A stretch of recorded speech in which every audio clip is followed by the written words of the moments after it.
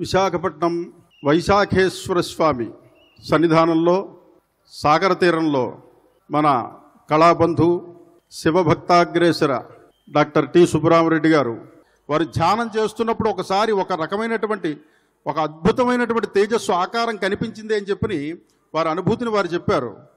వారు చెప్పినటువంటి అనుభవాన్ని దృష్టిలో పెట్టుకుని ఇది తెలుసుకున్న విషయం. ఇది అంత సాధన చేసేటువంటి వైదిక మార్గంలో ఉన్న వాళ్ళకు కూడా సాధ్యం కాకపోవచ్చు. అంటే లౌకికంగా ఎన్ని పనులు ఉన్నా, ఎన్ని వ్యవహారాలు ఉన్నా అవన్నీ కూడా భగవంతుడి దగ్గరికి వచ్చేసరికి బయట అట్టే పెట్టి మనస్సులోకి ఏది రానికుండా అలా సాధన చేయడం అనేటువంటిది అనన్యమైన లక్ష్యం భగవంతుడి మీద పెట్టడం అనేటువంటిది సాధ్యపడేటువంటి విషయం మాత్రం కాదు. భగవంతుడు అక్కడే పరీక్ష పెడతాడు. సముద్రం మీద పడవ వెళుతోంది. సముద్రం మీద పడవ వెళ్ళినంతసేపు పర్వాలేదు, ప్రయాణం చక్కగా వెళ్ళిపోతుంది. కానీ పడవలోకి సముద్రం వచ్చింది అంటే, నీరు వచ్చింది అంటే అక్కడితో ప్రయాణం ఆగిపోతుంది. ఈ సత్యాన్ని గ్రహించినటువంటి వ్యక్తి సుబ్బరామరెడ్డి గారు లోకంలో మానవుడు జీవించాలి తప్ప మనస్సులోకి లోకం రాకూడదు అనేటువంటి ఒక విషయాన్ని ఆయన అనుభవంలో పెట్టుకున్నటువంటి వ్యక్తి. ఈ విషయం అందరూ కూడా తెలుసుకోవాలి. ఎన్నో కార్యక్రమాలు ఆధ్యాత్మికంగా 40 సంవత్సరాలు పైబడి ఇటువంటి కార్యక్రమం చేస్తున్నారు ఇక్కడ. అంటే స్వయం తీర్ణాహ పరాంస్ తారయంతి సజ్జనాహ అన్నారు. సజ్జనులు ఎప్పుడు కూడా వారు తరించడమే కాకుండా ప్రజల్ని తరింప చెయ్యాలి అనేటువంటి సత్సంకల్పంతో ఉంటారట. సుబ్బరామరెడ్డి గారే కనుక తరించాలి అని అనుకుంటే ఆధ్యాత్మికంగా వారి ఇంటి దగ్గర చేసేటువంటి సాధన కంటే ఇవాళ ఇక్కడ ఏర్పాటు చేసినటువంటి ఫలితం ఆయనకి లేచి మాత్రం కాదు.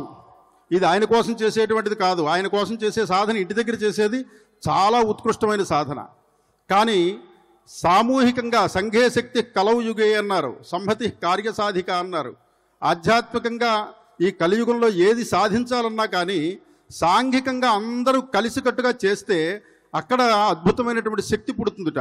అందువల్ల కలియుగంలో సాంఘికంగా అన్నీ చెయ్యాలి కాబట్టి అందరినీ తరింప చెయ్యాలనే దృష్టితోటి ఇంతమంది వాళ్ళు ఇక్కడ కూర్చుని ఈశ్వరానుగ్రహం పొందుతున్నారు అంటే ఇళ్ళ దగ్గర కూర్చుంటే ఇంత ఆధ్యాత్మికంగా మనసు ఇక్కడ పెట్టలేరు కదా, ఇంతమంది మహానుభావులు చూడలేరు కదా, ఇటువంటి కార్యక్రమాలు చూడలేరు. హోమాలు చేశారు, అభిషేకాలు చేశారు, పొద్దున్నుంచి కూడా ప్రజలందరి చేత కూడా పంచామృతాభిషేకాలు ఈశ్వరుడికి చేయించారు రెడ్డి గారు. ఇదంతా కూడా దేనికి అంటే వారు తరించడమే కాదు, లోకులందరూ కూడా తరించాలి అనేటువంటి దృష్టితోటి ఏర్పాటు చేసినటువంటి కార్యక్రమం ఇది. 40 సంవత్సరాలు పైబడి చేస్తున్నారు అంటే ఇంకా చెయ్యాలి, ఆధ్యాత్మికంగా సాధన చెయ్యాలి అనేటువంటి దృష్టి వారికి ఏ రకమైన ప్రయోజనం లేదు. అన్ని రకాల పదవులు చూశారు, అన్ని రకాల సుఖాలు అనుభవించారు. లౌకికమైన సుఖాలు ఎన్ని ఉంటాయో అన్నీ వారు చూసేశారు. ఇంకా వారికి కావలసిందంటూ ఏదీ లేదు. ఇది అందరికీ తెలుసున్న విషయం. విశాఖ ప్రజలకి సుబ్బరామరెడ్డి గారి గురించి కొత్తగా పరిచయం చేయక్కర్లేదు. సుబ్బరామరెడ్డి గారు అంటేనే విశాఖపట్నం అంటే సుబ్బరామరెడ్డి గారు ఒకప్పుడు ఆ రకంగా అన్నీ వారు చూశారు, రాజకీయ పరంగా కానీ పారిశ్రామికంగా కానీ. కాబట్టి ఇటువంటి పరమేశ్వరానుగ్రహం అందరికీ కలగాలనే దృష్టితో ఈ రోజున ఇక్కడ మహాశివరాత్రి రోజున అందరినీ తరింపచేసేటువంటి కార్యక్రమం పెట్టారు. దాంట్లో రమ్మని చెప్పిన మాకు కూడా ఇవాళ అవకాశం ఇవ్వడం చాలా అదృష్టంగా భావిస్తున్నాం. ఇంకొక సందర్భం ఏమిటంటే ఇవాళ రోజున ఈ కార్యక్రమంలో బృహత్ ద్విసహస్రావధాని మాడుగుల బ్రహ్మశ్రీ మాడుగుల నాగఫణి శర్మ గారికి పద్మశ్రీ అవార్డు వచ్చిన సందర్భంగా వారిని విశాఖపట్నంలో ఇక్కడ మనందరి సమక్షంలో గౌరవించడం అనేటువంటిది మనందరి యొక్క చూడడానికి మనందరికీ కలిగినటువంటి అదృష్టంగా మనందరం భావించాలి. నాగఫణి శర్మ గారికి సన్మానం చేయడం అంటే సాక్షాత్తు సరస్వతీదేవికి సన్మానం చేయడమే. నాగఫణి శర్మ గారు అంటే పుంభావ సరస్వతి, అందులో సందేహం లేదు. సరస్వతి అమ్మవారు ఎలా ఉంటుంది అంటే వారు వాక్కు తెరిచారు అంటే అమ్మవారిని మనం చూసినట్టే. సహస్రావధానం అంటే సామాన్యమైన విషయం కాదు. అష్టావధానమని, శతావధానమని, సహస్రావధానమని ఈ రకంగా అవధానాలు ఉంటాయి. చాలా కష్టమైన ప్రక్రియ. అవధానము అంటేనే ధారణ చేయడం అని అర్థం.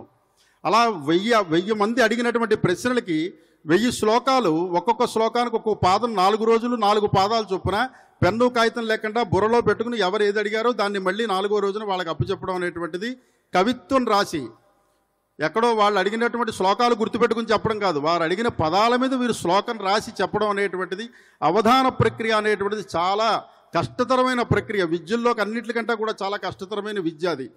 కవిహి అంటేనే దర్శనాత్ అన్నారు. సాక్షాత్తు శబ్దస్వరూపిణైనటువంటి అమ్మవారిని దర్శించినటువంటి వాళ్ళు కవులు. ఆ కవిత్వం ఏ రకంగా వస్తుంది అంటే జన్మాంతరీయ సుకృత విశేషం చేత ఏర్పడుతుందిట. శక్తి అన్నారు దాన్ని. జన్మాంతరీయ సంపద శక్తి. శక్తి అంటే కవిత్వ బీజరూపమైన సంస్కార విశేషము అని చెప్పారు శాస్త్రంలో.